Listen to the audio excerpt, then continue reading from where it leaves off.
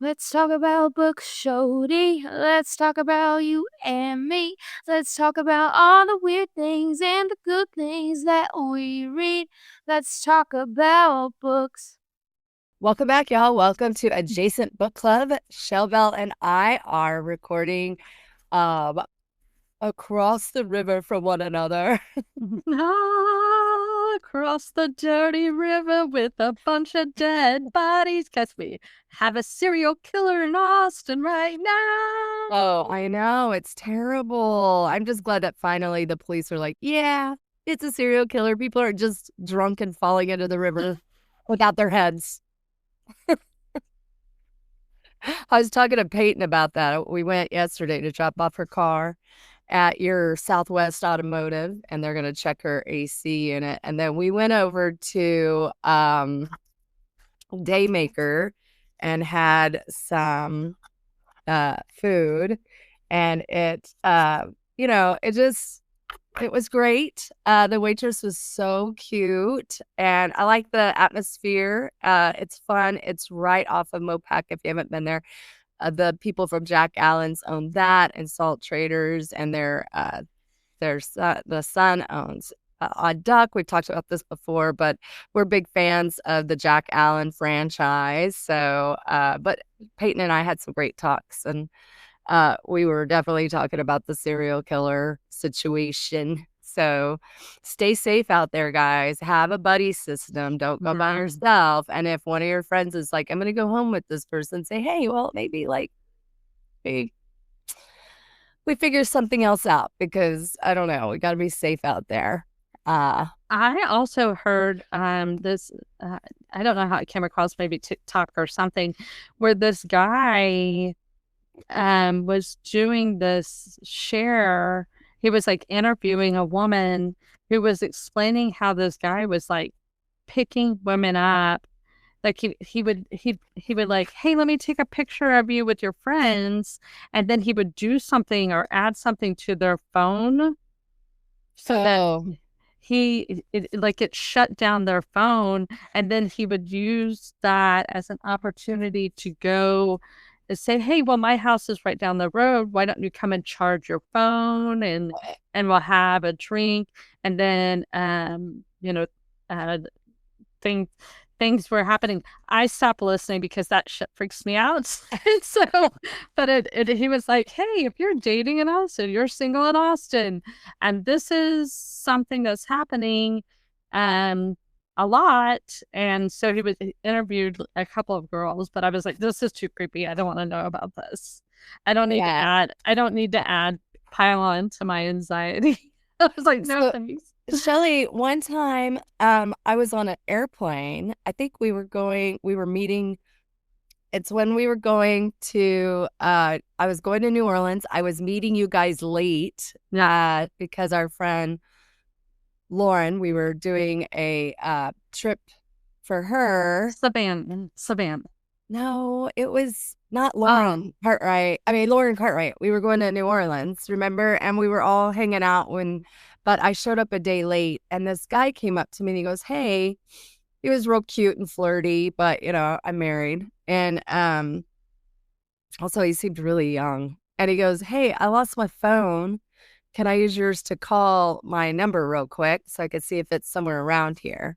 And so he did. And then he had my number. I didn't even think about that. I was just like, sure. I was like, oh man, now it looks like I'm picking up dudes.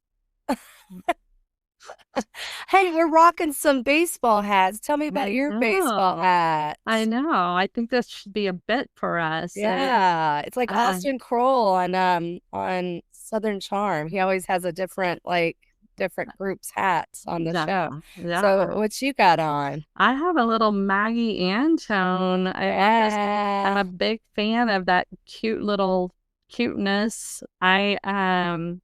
She's a musician and very talented singer, and she's kind of funny and real on the stage. Yeah, she's not all dolled up. She just looks like your girl next door who's been hanging out, going hiking and stuff like that. She's so cute. Yeah, and she comes on, and it's a little I don't know, it feels like the old like 80s concerts where they'd walk up on stage and like plug in and do a little riffs and then start jamming. And so I think she opened for here, Kelly. I'm trampled by turtles. She made fun of me for saying trampled with turtles. Well, but either way, that'd be kind of weird. But um, she opened for them, and I'd heard her a bit, but she's gonna be at ACL. I'm super excited. Yay! And so you saw her at Cutie Moody? I saw her at Cutie Moody, and she Cutie just Moody. like her intro was like her walking up on stage, and she had a "Don't Mess with Texas." Her logo. Love it. Don't Mess with Texas. These cute little tanks, and I really like her music, and I like how authentic it feels. I even think she's doing the Big Sky. And maybe that's how yeah. So I'm a fan. I'm a fan of Maggie Antone. And I've had quite a few people stop me and go, she's so good. And I'm like, damn right, she's good. Well, it says here her bio says she's from Richmond, Virginia, and she's a singer-songwriter, and she is a rising voice in the alternative country scene. And she has made widespread attention for her viral TikTok cover of Tyler Childers' Lady May. Oh, wow. Well, who doesn't love him? I mean, what a gem. Yes. What a gem of a human. He's doing so much good work, Jody. I've been seeing him a lot on the TikToks. He's really popping out there again, which I'm just seeing some attention for all his amazing gifts. And I'm wearing a Kochevars hat, and that's a place in Crested Butte on the main road of Elk. Mm-hmm. And it is a old school. It feels like a miner's bar. You go in, it's pretty dark, which is my lighting, as we know. And the bartenders are amazing. They know exactly what it's like they almost read your mind when you get in there. Oh, they're going to order a blah, blah, blah. And so like, these idiots are looking for Miller Lite. It's a cool place. If you haven't been, I would highly recommend, getting on your adventurous hat and going over to Crested Butte, especially in the summer and the spring. It's just beautiful. And so I'm hoping I'll get to go there in my retirement days. Oh, yeah. Well, let's go ahead and book Laura's place for the fall. Gosh, yeah. Do it. Let's put it on the calendar. Yes. God was like, Jody, we've got to plan some trips. And I was like, oh my gosh, do we ever? And so, yes, the other day, John was like, because I'm like, taking Graham to go run errands, taking her to the dentist, and then I'm doing all like trying to alleviate some of John's pressure so he can really focus on his job more. And he, I'm like doing all the chores, running all the errands, doing all that. He's like, so what are you doing on your retirement with? I said, I guess I'm your little bitch. Well, can we share another John story? As we were all in Crested Butte, and this is related to your hat. Ah, yes. And we were in full Shody shenanigans. Oh yeah. And John was trying to school us on how to enter. Like, y'all can't pull y'all shit here in Crested Butte. Y'all cannot have Shody shenanigans in Crested Butte. When we went into the Eldo. Yeah, he was like, y'all need to cool your jets. Y'all need to blah, blah, blah. And I'm like, we're not Winds. We're Sylvies. And so Jody and I, we're starting to walk into Kochevars, and he's like, oh, no, you guys, y'all cannot walk into that place. This is not talk of the town. this is Kochevars. You gotta really cool your jets in there. Jody and I walk in and say, round of drinks for everybody. And we own the bar. We own the friggin' bar. There were like 7 people in there. It was like full. There was one guy at the bar. Round of drinks. And so everybody was like, "Who are y'all? Where are y'all from?" Chatting us up, and it was great and fantastic. And same like when we'd walk into any of those bars, he'd be like, "Oh gosh, you can't act up," and I'm like, these people are thawing from a shivering cold winter. They are up for some Sylvie warmth that we're going to bring to this place. And sure enough, we weren't the biggest jackasses there. There was always somebody else. Like, well, I mean, we're not jackasses. No. We're just not selective mute wins. We're not wallflowers. Yeah, we're like the wallflower wins. Yeah, we're like, hey, where are you from? What y'all doing? Let's talk. Let's chat it up. And then we went back with Tammy. Oh yeah. And Touch tunes, Tammy. Touch tunes, Tammy. Our 2-stroke Tammy. delete. Anyway, we connected with Lauren Weiler and Lewis Weiler's cousin, who lives in Crested Butte, luckiest guy in all the lands, and he was a bartender at Kochevars. Remember? Oh yes. So we had, Crested Butte. Fun. Crested Butte, we love you. We love you. We're Team C.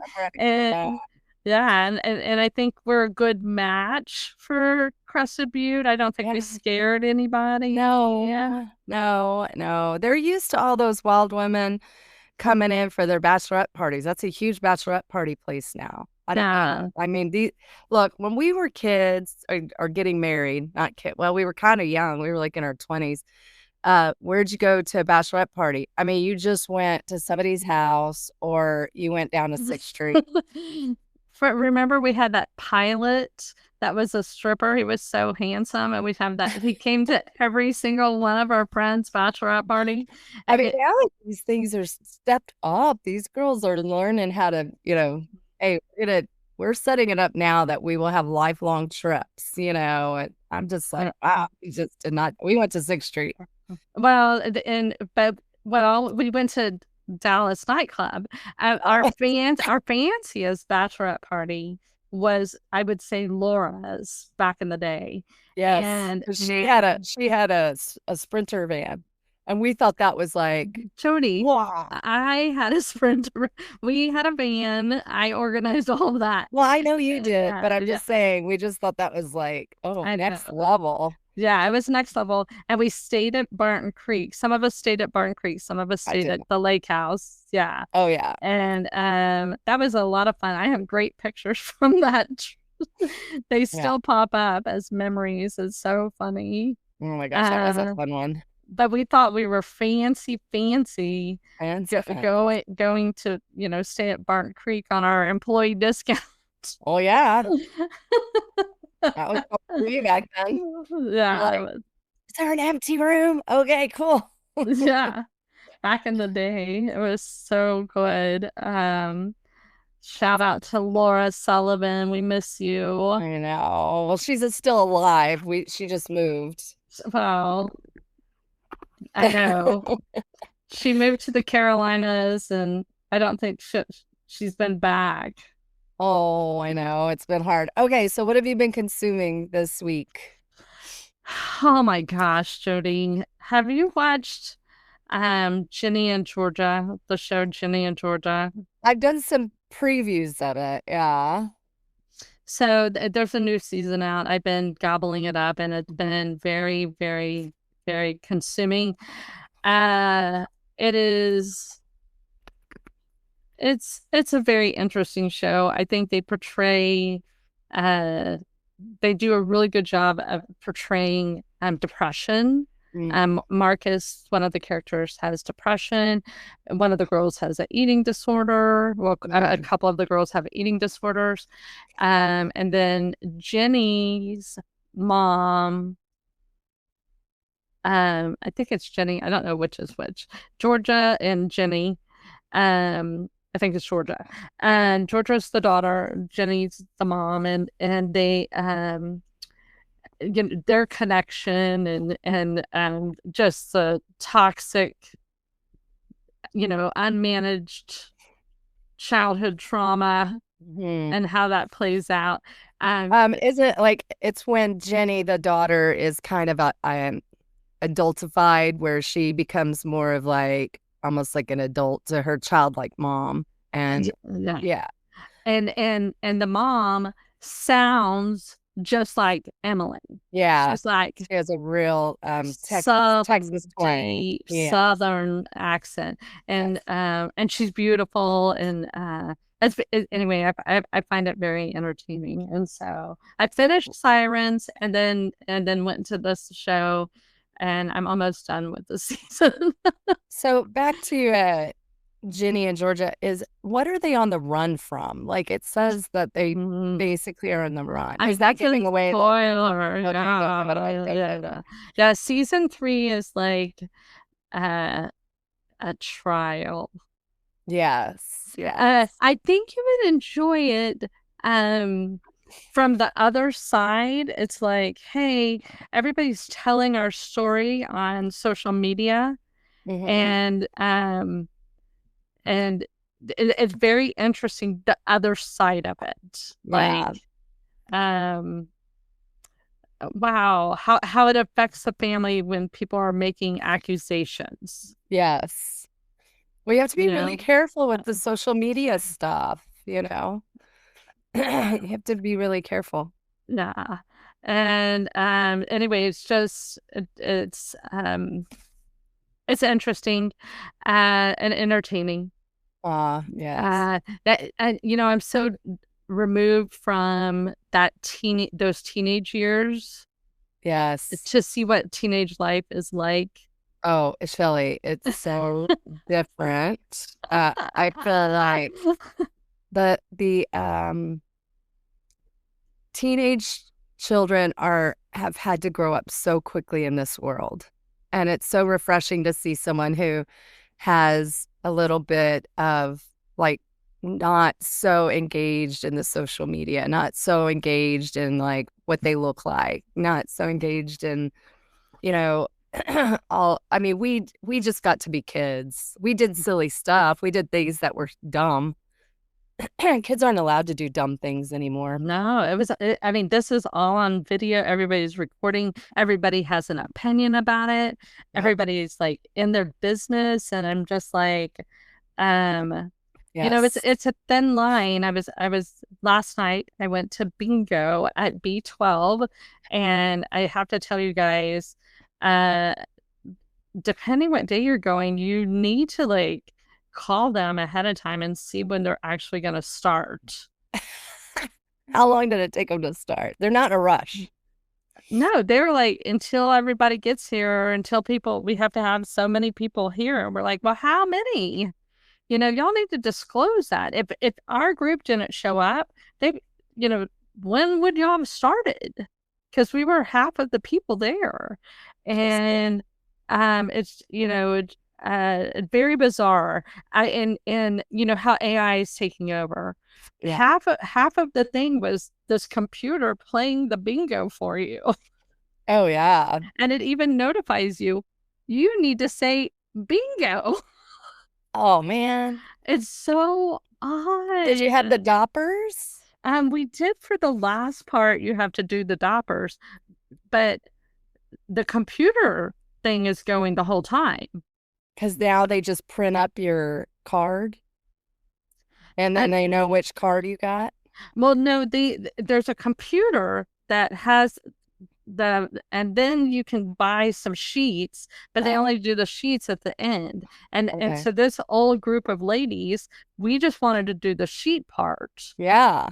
And they're selling all these stupid other games like the horse race or whatever. And Yeah. so, well, we can't start the next part until we sell all these tickets. And it's just like a scam. I hated it. I was like, Oh, they we changed just it. came in. I We mean, want to do the we Dopper. just want to do the Dopper. And it was for Leticia's mom's 92nd birthday. Wow. And so they got there at like 4:45 and they did not start anything until 7:30. Insane. No, thank you. I would have laughed. Insane. Just go to dance. Well, I mean, the other side of it is, Did you win some cash? and I won one thing, but it was a stupid horse ticket. I just gave it to Lou. The highlights is, yes, celebrating, Leticia's mom's 92nd birthday and how happy and everything she was. That's so cute. The food at The bingo hall? at the bingo hall was like dart bowl good. Oh my gosh, Shelly, do they still allow people to smoke cigarettes there? No. Oh, No. I mean, the roof is okay. completely orange and disgusting and gross. The area is still questionable, but the food, What did you order? I Did they have ordered some enchiladas? chicken enchiladas and they were friggin' delicious. Oh my gosh, put it on your rotation. I mean, you guys, So B12 on Ben White. on Ben White, go For early. those of You you, don't even have to play bingo. For those- Go yeah. order some enchiladas. They're delicious. They're phenomenal. Highly recommend. and those of you that are from out of town, Ben White is 71 going east. Yeah. Um, For you new locals, Yeah. Ben White is 71. Yeah. So when we were kids, Dad took us to the bingo hall a couple of times, and I think you and Amy would get pretty lucky in there. I think Amy won a TV set for our family, and I think you won some cash. I never won anything, but that is so funny that Yeah. and also when they started the ordinance of no smoking in public places, bingo halls were the only place that people could publicly smoke. And I remember going in there after the ordinance, and I wasn't used to the smoke anymore. And I was like, oh my gosh. So I'm glad they got rid of that part. Well, you were mentioned. You and Tammy, remember that time y'all came and y'all almost got thrown out? Yeah. They were like, I think the last time we were all here is when Tammy and Jody came and almost got us thrown out. Well, yeah, we were kind of rambunctious. So, but They were heckling the caller. we were being a-holes. Sorry about that. What? Wow. So now they have good food. Well, maybe when you're there from 4:30 till 7, that's your like dinner time, and then you start the bingo. So that's Yeah. crazy. That's crazy. Oh my gosh, who knew? Wow, how fun. Any books that you've read this week? I know you've been busy Hayden's moved back to Yellowstone. I'm super excited for him. Yay, Hayden. Yeah, going and living in Yellowstone for the summer. Very exciting. I am blown away. This is a nonfiction book. It's called Breathe, and it's written by James Nestor. It talks about how important breathing is, and breathing through your nose, how important it is. For those that know me and have ever experienced me, I have a teeny tiny nostril on one side and a very inflamed sinus cavity. And no judgment. It's a very traumatic thing for me. I'm a mouth breather before before that became so derogatory. I had no idea it was a bad thing. I wish I had been taught and educated on how damaging it is to your body to be a mouth breather. And so he talks about all the science behind breathing and how powerful breathing is for healing. I love this book. I'm probably going to talk about it. It's going to be The Mountain Is You, Body Keeps the Score, Breathe. And, such a powerful, amazing book. And I have been practicing breathing through my nose and trying to teach myself to breathe through my teeny tiny nostril that has, I've been hit in the face a couple times. And so it's more because you played sports and things like that. And like cheerleading stunts. Cheerleading can be full contact. Cheerleading can be full contact.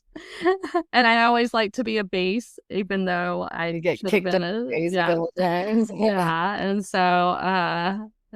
And anyway, very powerful book. I loved it.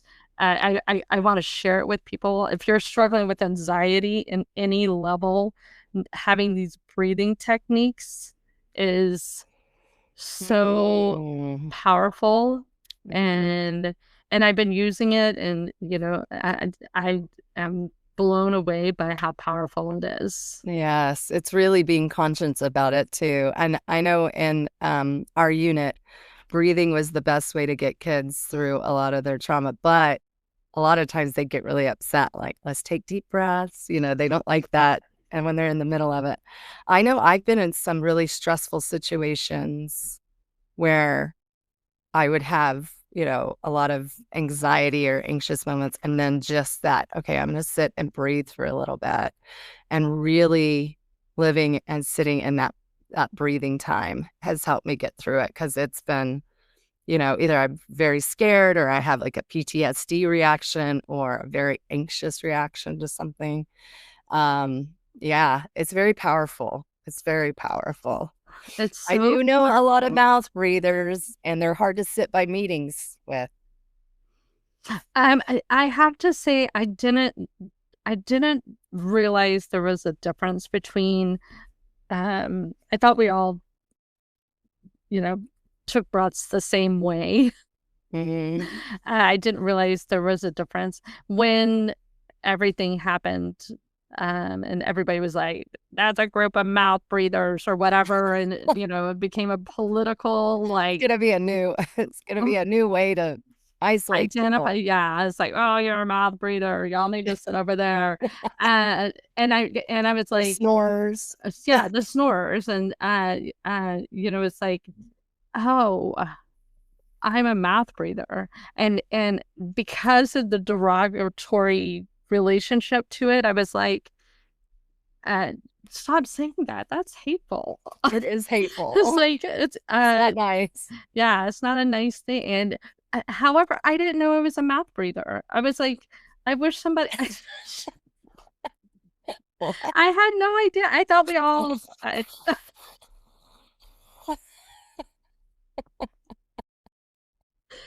I had no idea. And so I've known for like, we need a support group. Well, first you have to identify that you are. I am a mouth breather. Then you have to say, do I want to change this, or is this who I am? I do because of then you can have a support group. If you're just you could be one of those loud and proud mouth breathers. No, I don't want to, because of the health repercussions. It's so bad. It is. And then so and I think it was my dentist. It was like, yeah, you're a mouth breather. Well, and that's affects your mouth a lot. Oh, horribly. Yeah. And it's why I have a fat tongue, and it has a lot of repercussions. And so this book is like, if we're going to have a support group for mouth breathers, this is the book. This is the 12 steps for mouth breathers. 12 steps for mouth breathers. Okay. Yeah. I'm gonna pass it on to somebody that's near and dear to me and my heart, who could possibly use some help with their mouth breathing. So it was very enlightening to me, and I and that very near to her heart person. I was definitely like, I want this person to have, oh, um, Yeah. I was like, I wanted to buy the book for them. Well, also just to learn to use breathing as a healing technique. The most interesting thing about the nose is it's a sexual organ. What? Yes. In what way? It has your breathing, it has the same makeup of like your genitalia. Like it has sexual reactions. So Okay. you can breathe something in and it can affect your body. But I do believe in that because you can Yes. have nose memory, smell Hmm. memory. Yeah.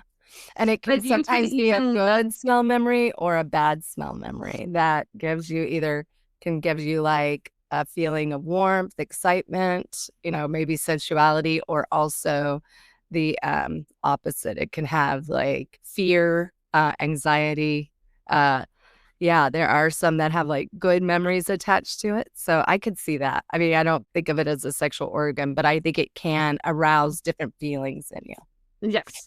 And very interesting. And so I guess if how you think come? about it, all of our senses can be part of the sexuality part of your body because your sight, touch, smell, even food can give you some emotions, um, and obviously sounds. So, yeah, I mean, I guess so. Smell, why not? I mean, it's When all connected. It's all connected. it's all connected. And when we have Nicole Parrish on, I'm sure she can educate us on uh, how to use the nose in your sexual game. Okay. Who knows? Well, we all, we got things to learn. We got things to learn. I'm up for learning. Yeah. So that was mine. What did you read? Okay, well, I was gonna go through the book that I used to read, a book that I love to read to my students. I used to read the book The Best Worst School Year Ever. It was the first book that I'd read during the school year. It's by Barbara Robinson. It's a very old book. She also had the best worst Halloween ever, the best worst Christmas pageant ever. So she wrote various books about school. I love this book. It's very interesting. But what I liked about it, reading it to students, is I talked about a family. So they all went to Woodrow Wilson School, elementary school, and it had grades like kinder through fifth, right? And these kids, there was one herdman, which was a family of like 6 kids, and each of them was in each of the grades. So you'd have like a brother or sister in each of your grades. And the Herdmans were a very feral family. The father had taken off and left the mom, and the mom was doing, 4 or 5 jobs to raise her kids. And her kids had to basically take care of themselves. But it added a lot of humor to it. But this author, what I like about it is it teaches people to be kind and notice other people's with what they're bringing, their strengths that they bring that you probably overlook because maybe that person doesn't always follow the rules and doesn't have the best hygiene or doesn't, just doesn't behave the way that they wanted them to. But in this story, the teacher goes through that everybody for the year, they were going to be given a kid's name and they had to come up with compliments for classmates. And so the narrator of the story, Elizabeth, has to come up with compliments for one of the Herdmans. And at first, she's like, what am I going to do? There's no way I could think of anything to compliment this kiddo. And then she realizes how resourceful and kind and loyal this person was. So I love reading that book to the kids because the Herdmans get into a lot of shenanigans. Like they smoke cigars, they steal from the offering plate at churches, they go and steal all the food during the talent show. They cause fires. I mean, they're just, a wreck. But, they're survivors, and they are this clan that they're very resourceful, and they're very streetwise. And so I just think it's a great book to read to kids. I think it's really funny. But it's also, the chapters are short and for the beginning of the year. And then we just talk about how then we start every week where we do compliments for classmates. And so every week there was a student of the week, and then we would honor that student. And I just remember kids feeling so proud of themselves. And then the other book I read was When Wildflowers Bloom by Ashley Manley. Shelly's been waiting to talk about this book with me. I loved it. Oh, I just love the Birdie, and I love Bo, and I love all the characters in the story with the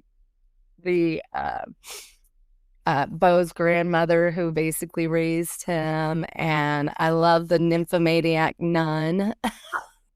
Hilarious. So funny. I love Birdie's dad. I love George Strait the dog. I love just all the characters are just so cute. You just feel like you are getting to know all of them and all of their quirkiness, and it's just such a sweet book.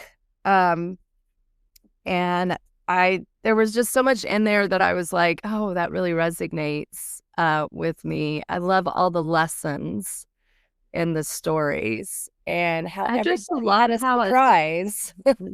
I love how it's realistic. Like when they came to pick up her neighbor, that she had a real reaction instead of like a TV reaction. Yes. That there was no stopping her, and all of her traumas came into play, and all of her reaction, like was unfiltered. Yes. I think I used to know somebody that in their head they always felt like, I'm going to die young. I'm going to die young. And they were so busy worrying about that pending potential death that they had constructed. I mean, Birdie had a real reason why she was feeling that way to some degree, but this person always just said, I'm going to die young. I'm going to die young. And so instead of going about the business of living, they were always living in the business of dying. Yeah. And were they trying to make it, were they manifest? You can manifest that stuff. It's like, I was like, I'm going to do stupid shit so that this comes to fruition. And I know, both of our parents died pretty young, and it's Dad passed away when he was 47, and it's like after when I hit 47, I was like, okay, well, I'm on borrowed time now, guys. I'm on borrowed time, and it's just the manifestation of that. It's like you got to stop saying that. You got to get that out of your head. You got to put that out of your head and just live. The world is different now. You're not chain smoking Camel non-filters. You weren't in Vietnam. Your body's different. So just very interesting, different. Well, and I think sometimes we can get really closed off and not listen to the lessons that other people are bringing and imprinting on us. And so I really appreciated this book because it reminded me to take notice. And also what I loved about Birdie, even though she had a hard time getting into a romantic relationship at first, well, throughout the book, I felt like her connection with people was so strong, and she didn't realize the impact that she was making on all these people, and that on her. I can be very OCD on some things, and her regimented, that's something, I'm used to schedules, not schedule like you, but a daily wake up. On my phone, I was driving and they were like, you are 10 minutes from work. Why aren't you there right now? And I was like, oh my gosh, Why is it telling me that? But where my phone tells me, are you going to work when I go to Maxwell Ranch? that means you're there a very long time. You spend more time here than any place other than your house. Anyway, if you haven't gotten the book, I highly recommend it. It's such a great read. It gives you a lot to think about, and how just get in the business of living. Yeah. And we're not here for a specific amount of time, but boy, connect with others and live your best life and learn from one another. I mean, there were so many great lessons she learned doing the clay pottery, and being with Bo and him saying, "Oh, okay, we'll go grocery shopping, but let's try something else." And then her connection with the I don't want to give it away. But one of the people that she was caretaking for that was on the spectrum, and her connection with him is so sweet. I just love how they would just speak about each other, themselves in like first person or what is it? But Huck was one of my favorite characters for sure. He's a great character. So bravo, Ashley, me and great writer. Writer. So talented. And her sex scenes were very, very well done. They weren't as they were sweet. And they were awkward. Yes. They weren't like he shoved his throbbing sword into my shaft. Yeah, exactly. It's like, wow, okay. Yeah. No, I enjoy her writing style, and I'm so impressed with her independent publishing. I think, hey, if you've got something to say, it could be published. And she said it costs like between $4,000 and $5,000 to publish each book. But, and Shelly's been working to get it in so many libraries, but you can get one too. And so reach out to us. We'll try to help you get hooked up with some of her books. So I'm going to read her next one next. I've got this little thing that I do after doing all my chores. I go get in our little cowboy pool, and I just walk around and read. Nice. Oh, I love that, Jody. Yeah. Yay, retirement Jody's using the cowboy pool. You mean John's bitch? Yeah, John's little bitch is using the cowboy pool. I love that. Yeah, so it's fun. I've been having a blast. And then the last thing I've been consuming a lot of podcasts. I've been listening to Two Teas in a Pod with Tamara and Teddy. They put something out every single day. It's like little sound bites, 30 minutes at the max, but it's a lot of catching up with what's going on the Bravo sphere and other things in Hulu. But I also just think their banter is really funny. And then I've been watching the movie Hitchcock. It's based on the movie maker Hitchcock while he was making Psycho, and how it affected him psychologically, and how his obsession for details and how his artistic nature kind of takes over his private life quite a bit. So I get really tired when I watch movies or if I sit for a period of time. So I tend to have to chunk it up into like 20-minute consumable parts, or I would just fall asleep. So I'm only about a third of the way through, but it's very good. The actor from Silence of the Lambs is the one who... Anthony Hopkins. I mean, he plays Alfred Hitchcock so incredibly well. And then Scarlett Johansson plays the lady who is murdered in Psycho. And her name Janet Leigh. So Scarlett Johansson plays Janet Leigh, and boy, Scarlett Johansson is just so beautiful. I was like, her skin is gorgeous. I'm so impressed. So yeah, those are the things I consumed this week, and I can't wait to read Ashley Manley's next book, and I'm just going to keep that rolling. these are quick, fast reads. They do not take that long. I mean, it looks very thick, but it's very like you're connected with those characters, and so it goes like you're just sitting at somebody's backyard watching all this stuff happen in a small town. It'd be cute. I loved it. I love that book.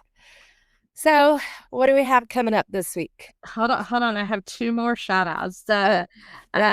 Melissa Calloway's brother. I don't know if you've ever seen any of his work.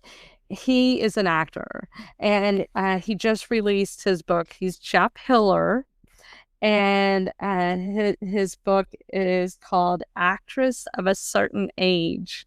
And so we have to shout out Jeff Hiller, and we hope we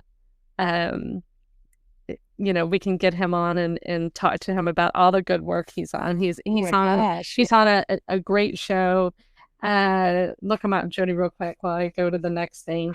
Is Jeff Hiller. Yeah. Is somewhere.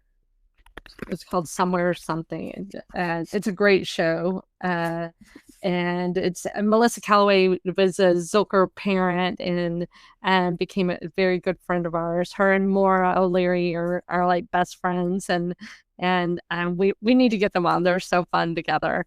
And Melissa Calloway's an amazing artist, and so yes. Calloway and Hiller, and so but I've been obsessively watching House of Peaches. She is like a creator, and what she does is take like runway fashion and recreate it for herself and her friends and her husband. Oh wow. Out of like material that she can find. And then her and her friends will go to Target and try on the same dress, same outfits. Oh my gosh, I can't get enough of her. And so House of Peaches, follow it. So good. I reached out to her and I said, can we interview you for the podcast? She said, not this week. My son is moving, but yes, I would love to be on the podcast. So we can't wait to have her on the podcast. I'm so excited. So cool. I think she's so hilarious. I can't get enough of House of Peaches. So check it out if you haven't. If you need a link, shoot me a message and I will definitely send you 1,000 episodes of House of Peaches. She's so friggin' funny. But check out Jeff Hiller's book. Order it. He's a great guy. I've met him a couple times, and his sister is one of our favorite people. So we're so excited for Jeff Hiller, and we are in conversation of having another Shody sip and shop. Oh my gosh, that was so fun. Oh my gosh, it was so fun. And shout out to Pam Walsh. She won the big gift basket and was very excited to get all those gift cards. And she loves shopping over in that area. We're talking to Painted Tree Boutiques, which is in South Austin, about doing a shop and see there. We're working on lots of things. We still have Shody in the wild, so reach out to us and let us know if you want to join us out in the wild. And we are putting together a come and find us. You can do it. It'll be super fun, and we'll have little prizes to give away to maybe the first 5. So we're still ironing out those little tidbits, but we definitely have something coming up. So we're going to be putting that out, and then keep listening to all of the Shody Media shows. We have so many now. We have Pammy Out Loud, Ladies of Left Field. We are going to have Good Enough Today coming on. We have Conspiracy Farm and Las Comadres, and then Shelly and I are still doing our interviews, our Single Ready to Mingles, and our book clubs. And so you should be getting something almost every single day of the week. If they're not on our feed on adjacent, search through them by name. Ladies of Left Field is a standalone now. Pammy's Out Loud is a standalone, and we are working on Las Comadres and Conspiracy Farm. All of those are going to become standalones, but you can search them out And we are so proud of each of our Shody Media friends for being part of this amazing media group. So if you want to start a podcast, Shelly is your person to contact. And shout out to Jordan, who is cranking these out left and right. We couldn't do this without Jordan, our producer. She is such a gift from God himself to come and touch us with her talents. So thank you to the Shody Media team. This has been such an adventure for us. And a big shout out to Veronica Martinez Farron as well. She does Yes, Las Comadres. Yeah, so she's double dipping. She's hosting and producing, and it's been like Jordan. Jordan's hosting and producing too. These people are multifaceted like a diamond. The diamonds. and if you've been thinking about joining Shody Media, I mean, for 2025, we are down to maybe one more spot that we can take on. So if you want to have the conversation, you need to reach out to me today. and you know, we really can't take on much more without we are busting. Yeah, without starting to charge some money. So you know, we would love to help you as much as possible, but we have, I mean, Good Enough Today is coming, and we're in talks with Hitchcock. Yes. She's gonna do great. We're excited. Yeah. Anyway, thank you all for joining us, and we love you. And Texas, Texas. Yeehaw.